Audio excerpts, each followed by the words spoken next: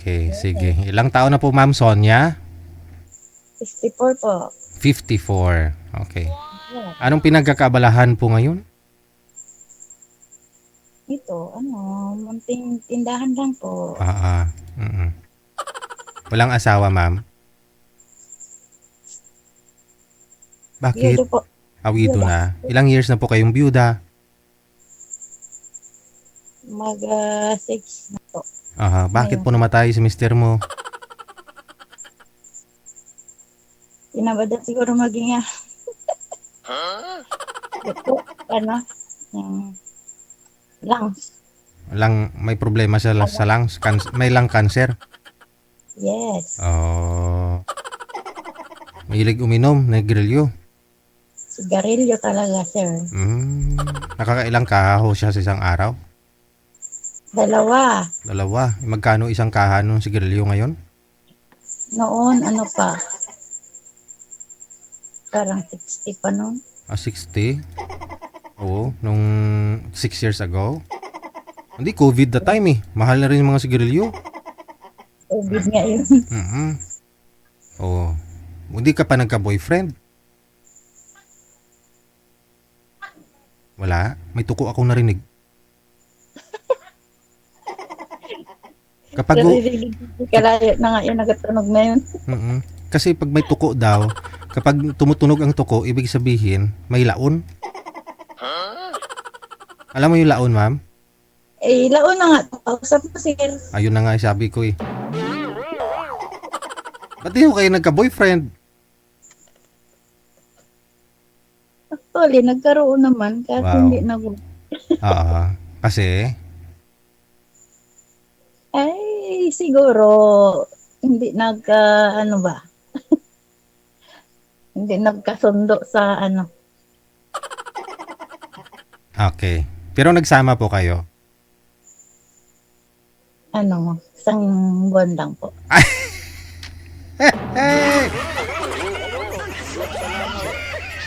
Isang buwan lang ho kayo nagsama?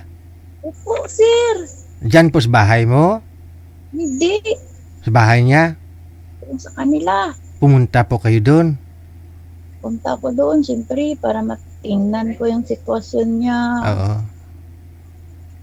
Para mas madali mo makilala, yun na nga po sabi nila, madali mo makilala yung tao kapag nagsama kayo sa isang bubong. Yun pong ginawa mo. Ngayon, hindi kayo magkasundo. Ano tukiban? Ang tukiban? Anong nalaman mo sa kanya? Akin na yan, sir. Secret na yan.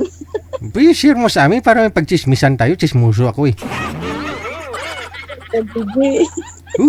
Handa ako makinig. Chismoso ako eh. Bakit? Nung sa isang buwan nalaman mo, maliit lang pala. Hey!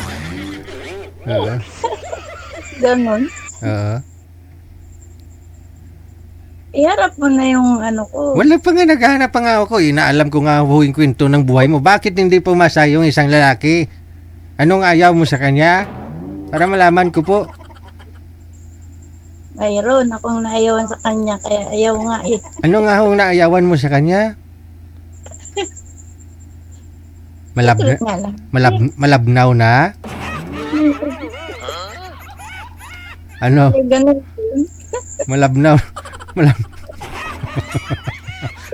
Bakit? Ano nga po ang ayaw mo sa kanya? Wala. Hindi pa. Para malaman ko. Para malaman din ng mga lalaki o dyan na gusto kang kausapin. Kung papasap po ba sila o hindi. Anong ayaw mo sa kanya, ma'am?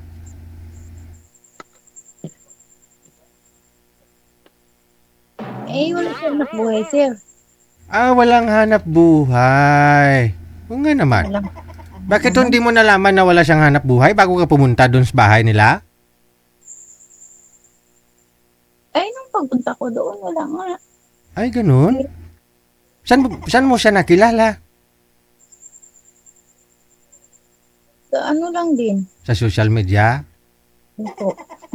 Saan nga po kayo, ma'am, ngayon? Dito po sa si Taytay, Palawan. Palawan. Tapos siya, taga saan po siya? Palawan din po ron. Eh di nung siyempre nag-video call kayong dalawa, no? Nag-uusap kayo na ganito, puntahan mo ako dito, ganito, ganyan. So, dapat tinanong mo siya, ano trabaho mo? Anong sabi? Eh, may trabaho nga daw siya kaso rinto. Ah, yun. Pumunta dito sa akin. Kapag may trabaho, makakain. Kapag walang trabaho, hindi makakain, ganun. O, kaya nga po. Yun lang. Isang buwan ka ho doon sa kanya, nangangayat po ba kayo? Ilang kilong binawas mo? 3. Imagine, 3 kilo na wala isang buwan? Ilang beses ka lang niya pinapakain, ma'am? Isang araw?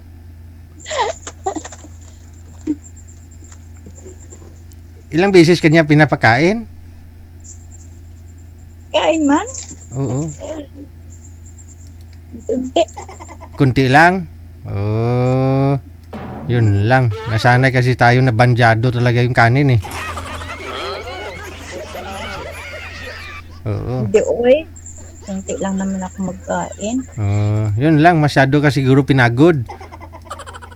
Kaya pumayat po kayo. 3 kilo, imagine.